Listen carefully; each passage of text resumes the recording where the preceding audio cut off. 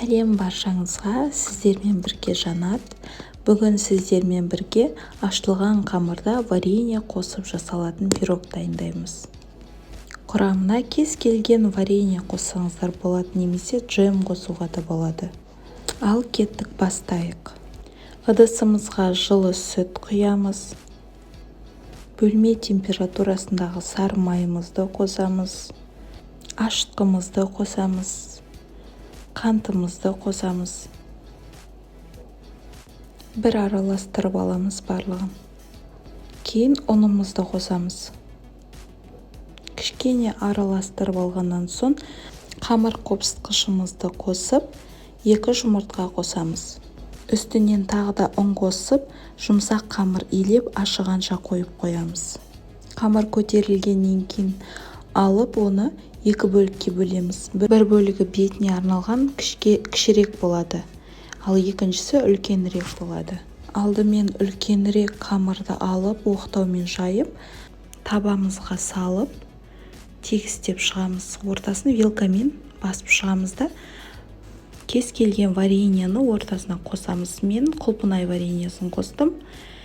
Енді екінші қамырдың бөлігін оқтаумен жайып шығып, жолақшалар кесіп шығамыз. Ол жолақшаларды дайындап қойған қамырымыздың бетіне видеода көрсетілгендей орналастырып сәндеп шығамыз. Артылған қамырлардың шетіндегіні алып тастаймыз. Және де артылған жолақшаларды өріп, шет-шетіне сәндік ретінде қойып шықтым.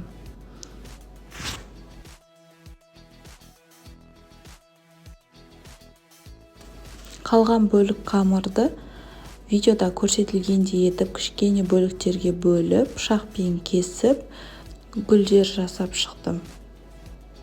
Жасалу жолы өте оп-оңай.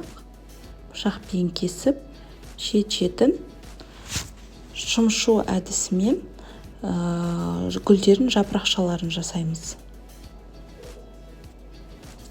Пирогымыздың бетінде өте әдемі болып көрінеді.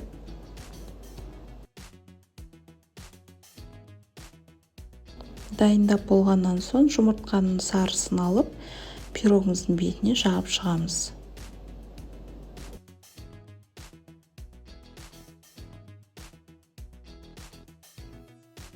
Жұмыртқаны жағып болғаннан соң әр гүлдің бетіне сәндік ретінде мак сеуіп шықтым.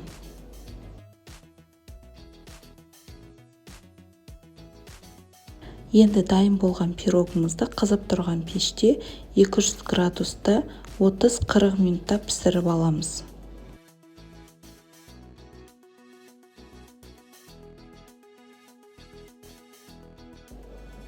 Дайын болған пирогымыздың бетіне сәндік ретінде сахарный пудра сеуіп шықтым. Өте дәмді болып шығады, биік болып көтеріледі. Сіздер де менің рецептім бойынша жасап көріңіздер. Видеоны соңына дейін көргендеріңізге рахмет. Менің каналыма тіркелуді ұмытпаңыздар.